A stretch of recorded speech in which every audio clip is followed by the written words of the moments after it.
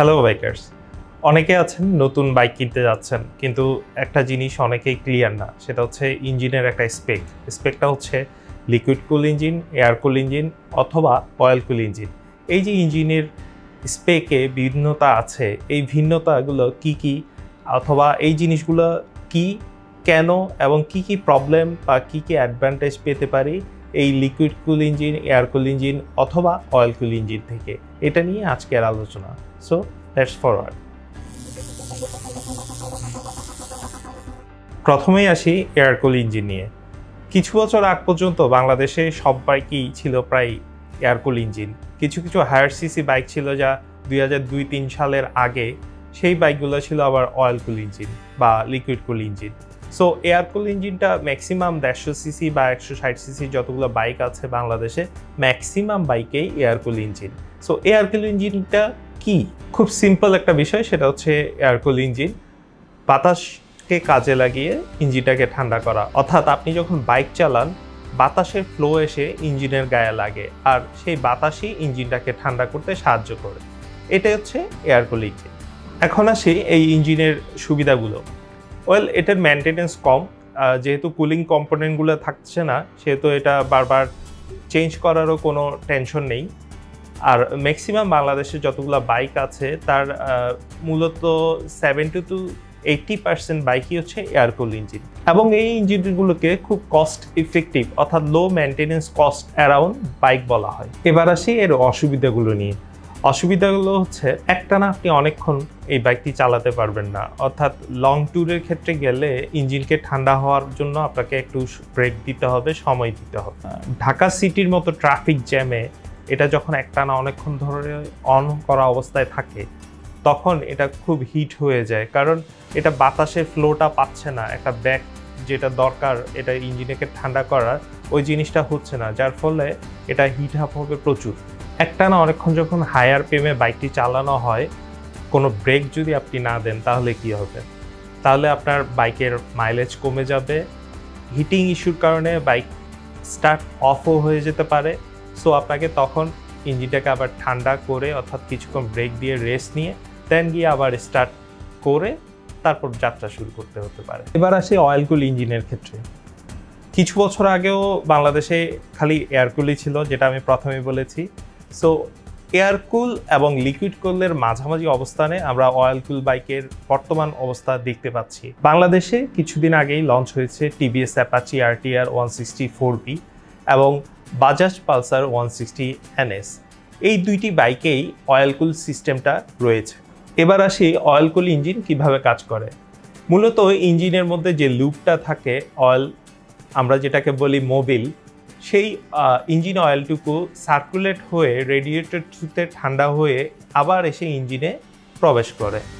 এই ইন এবং আউট প্রসেসে, অর্থাৎ রেডিয়েটর থ্রুতে যে ট্রাভেলটা করে ইঞ্জিন অয়েলটা, এটা রেডিয়েটরে বাতাসের ব্যাগে ঠান্ডা হয়ে আবার ইঞ্জিনে প্রবেশ করছে।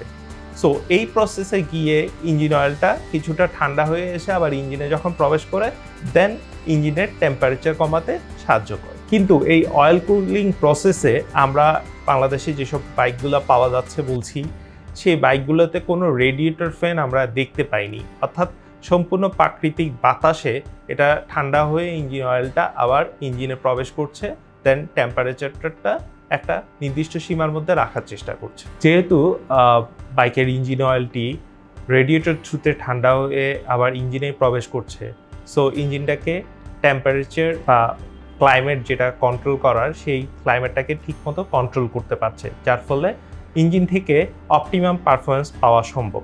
এর অ্যাডভান্টেজটা আমরা পাবো লং রাইডে গেলে, অর্থাৎ অতক্ষণ যখন হায়ার পেমে বাইকটা চালানো হবে, তারপরেও দেখা যায় ইঞ্জিনটা বেশ ভালো লেভেলে ঠান্ডা রাখতে পারছে।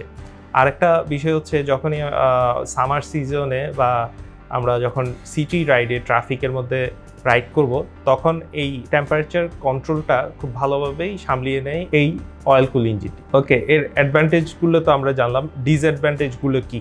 একটি ভালো মানের ইঞ্জিন অয়েল আপনাকে ব্যবহার করতে হবে। জাস্ট আমরা বলি যেমন মোবিল ইঞ্জিন অয়েলটি আমাদের জন্য গ্রেডে বা আমাদের দেশের পরিস্থিতি বিবেচনা করে, পরিবেশ বিবেচনা করে ইঞ্জিনের জন্য ভালো, এটা ইউজ করে দেখতে পারেন। সেকেন্ড, যখনই আপনি ইঞ্জিন অয়েলটি চেঞ্জ করবেন, অর্থাৎ আমি যে দুটো বাইকের নাম বলেছিলাম, বাজাজ পালসার 160 NS অথবা টিভিএস অ্যাপাচি RTR 4B, এই ইঞ্জিন অয়েলগুলোর ইঞ্জিন অয়েল ক্যাপাসিটি হচ্ছে 1200 ml, কিন্তু আমাদের দেশে বেশিরভাগই ইঞ্জিন অয়েল পাওয়া যায় 1 লিটার একটা প্যাকে। সো আপনি যখন ইঞ্জিন অয়েল চেঞ্জ করতে হবে তখন দুটোই কিনে এই সমন্বয় করতে হবে। 1200 ml আপনি ইঞ্জিন অয়েল ইউজ করে বাদ বাকিটুকু প্রিজার্ভ করে রেখে দিতে হবে। এটা অনেকে একটা বিড়ম্বনা মনে করেন। এই সামান্যটুকু ঝামেলা যদি আপনি ক্যাপচার করতে পারেন, দেন আমার মনে হয় এই অয়েল কুল ইঞ্জিনটি আপনার জন্য ভালো পারফর্ম করবে। সবার শেষে লিকুইড কুল ইঞ্জিন। বর্তমান বিশ্বে সবচেয়ে আধুনিক ইঞ্জিনের ব্যবস্থা যদি বলা হয় যে কুলিং সিস্টেমের, তাহলে liquid cooling system one of the best. বাংলাদেশে পাওয়া যায় এমন স্পোর্টস এবং অনেক ক্ষেত্রে নেকেড স্পোর্টস বাইকগুলো, যেমন CBR, হোন্ডা CBR, ইয়ামা R15 ভার্সন 3, এই ধরনের বাইকগুলো হচ্ছে লিকুইড কুল ইঞ্জিন। এখন আসি এই লিকুইড কুলিং সিস্টেমটা কিভাবে কাজ করে। লিকুইড কুলিং সিস্টেমটার রেডিয়েটর থেকে ইঞ্জিনে এসে প্রবেশ করে এবং ইঞ্জিনের পুরো সম্পূর্ণ দেয়াল জুড়ে কিছু খালি ব্লক থাকে, এই ব্লক থ্রুতে রান করে। এই কুলেন্টটা যখন রান করে, ইঞ্জিনে যে তাপটা উৎপন্ন হয় এই তাপটুকু এই কুলেন্ট অ্যাবজর্ব করে গিয়ে আবার রেডিয়েটরে গিয়ে পড়ে, রেডিয়েটর থ্রুতে ট্রাভেল করে, দেন ঠান্ডা হয়ে আবার এসে ইঞ্জিনে প্রবেশ করে।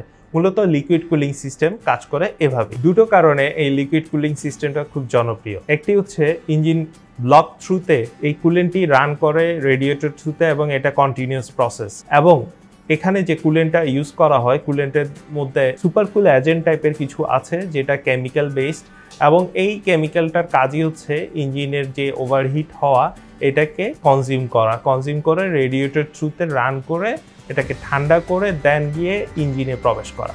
লিকুইড কুল সিস্টেমের ইঞ্জিনগুলো আপনি অনেকক্ষণ ধরে চালাতে পারবেন, অর্থাৎ যখনই লং রাইডে যাবেন বা অতিরিক্ত প্রেশার দিতে হবে, হাই আরপিএমে অনেকক্ষণ বাইক চালাতে হবে, আপনাকে কোনো রকম ঝামেলায় ফেলবে না। অর্থাৎ এয়ারকুল ইঞ্জিন যেমন স্টার্ট অফ হয়ে যাওয়ার একটা সম্ভাবনা থাকে, ওভারহিট হয়ে লিকুইড কুল ইঞ্জিনে এটা হওয়ার পসিবিলিটি নেই। সো যখনই আপনার এই পসিবিলিটি নেই, অর্থাৎ হাই হিট হওয়ার একটা নির্দিষ্ট টেম্পারেচার এটা বিয়ার করে, অর্থাৎ রেঞ্জে ওঠানামা করে, সুতরাং আপনার পারফরমেন্স অর্থাৎ বাইকের পারফরমেন্সও ড্রপ হওয়ার কোনো সম্ভাবনা নেই। বাইকের পারফরমেন্স ড্রপ না হলে ইঞ্জিন কুলিং সিস্টেম যথাযথভাবে কাজ করলে মাইলেজও প্রপারলি পাবেন। এবং লিকুইড কুলিং সিস্টেমের যেসব ইঞ্জিন রয়েছে সেই ইঞ্জিনগুলোর লংজিভিটি অনেক বেশি হয় এবং অনেক দিন ধরে ভালো পারফরমেন্স দিতে পারে।